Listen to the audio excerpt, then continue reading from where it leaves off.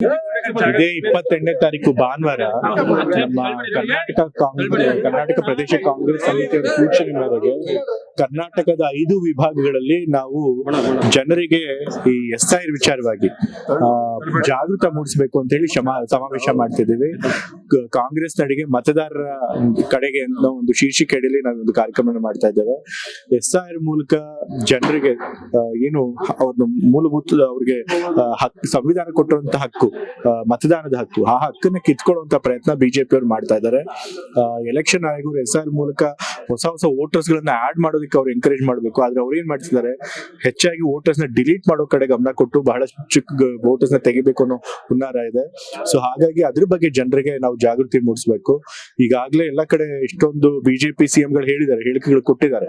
ನಾವೇನಾದ್ರೂ voter list ಅಲ್ಲಿ ಹೆಸರು ಬರ್ಲಿಲ್ಲ ಅಂದ್ರೆ ಅವ್ರಿಗೆ ಗವರ್ಮೆಂಟ್ ಸವಲತ್ತುಗಳನ್ನು ಕೊಡೋದಿಲ್ಲ, ಮುಂದೆ ಹೋಗಿ ಪೌರತ್ವ ಕೂಡ ರದ್ದಾಗಬಹುದು ಅಂತ ಹೇಳಿ ಹೇಳಿಕೆ ಕೊಟ್ಟಿದ್ದಾರೆ.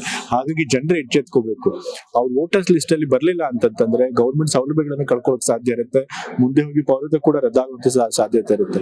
ಹಾಗಾಗಿ ತಮ್ಮ ಮತದಾನದ ಹಕ್ಕನ್ನ ಜನರೇ ಕಾಪಾಡ್ಕೋಬೇಕು. ಹಾಗಾಗಿ ಪ್ರತಿಯೊಬ್ಬರು ಕೂಡ ವೋಟಿಂಗ್ ಲಿಸ್ಟ್ ಅಲ್ಲಿ ಅವ್ರ ಹೆಸರು ಬರೋ ಹಂಗೆ ನೋಡ್ಕೊಳ್ಬೇಕಾಗಿದ್ದ ಜವಾಬ್ದಾರಿ ಮತದಾರರಿಗೂ ಇದೆ, ಮತ್ತೆ ಕಾಂಗ್ರೆಸ್ ಪಕ್ಷ ಆದಂತ ನಮಗೂ ಕೂಡ ನಮ್ಮೇಲೂ ಇದೆ. ಸೊ ಹಾಗಾಗಿ ಆ ಕೆಲಸನ ಮಾಡ್ತೀವಿ, ಮತ್ತೆ ಜನರಿಗೂ ಕೂಡ ಅರಿವು ಮೂಡಿಸ್ಬೇಕು ಅಂತ ಹೇಳಿ ಈ ಸಮಾವೇಶನ ನಾವು ಮಾಡ್ತಾ ಇದ್ದೀವಿ. ಬಿಡದಿ ಟೌನ್ಶಿಪ್ ವಿಚಾರವಾಗಿ ಸಾಕಷ್ಟು ರೈತರ ವಿರೋಧದ ನಡುವೆ ಸರ್ಕಾರ ಬಿಡದಿ ಟೌನ್ಶಿಪ್ಗೆ ಮುಂದಾಗಿದೆ.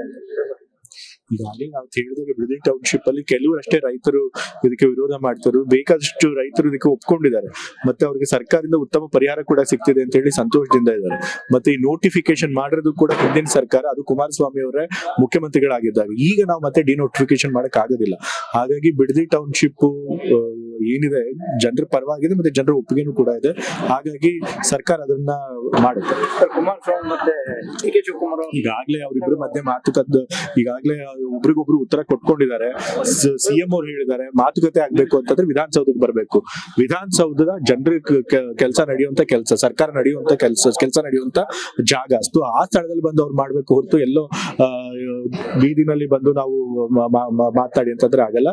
ಮುಖ್ಯಮಂತ್ರಿಗಳು ಸರಿಯಾದ ಸ್ಥಳಕ್ಕೆ ಕರೆದಿದ್ದಾರೆ. ನಿಜವಾಗ್ಲೂ ಇವರಿಗೆ ಜನರ ಬಗ್ಗೆ ಕಾಳಜಿ ಇದ್ರೆ, ಅವ್ರ ಆರ್ಗ್ಯುಮೆಂಟ್ ನಲ್ಲಿ ಶಕ್ತಿ ಇದ್ರೆ ಅವ್ರು ವಿಧಾನಸೌಧಕ್ಕೆ ಬಂದು ಸರ್ಕಾರ ಮೇಲೆ ಯಾವ ನ್ಯೂಸ್ ಫಸ್ಟ್ ನಿರ್ಭೀತಿಯಿಂದ ನಿಮ್ಮ ಪರವಾಗಿ.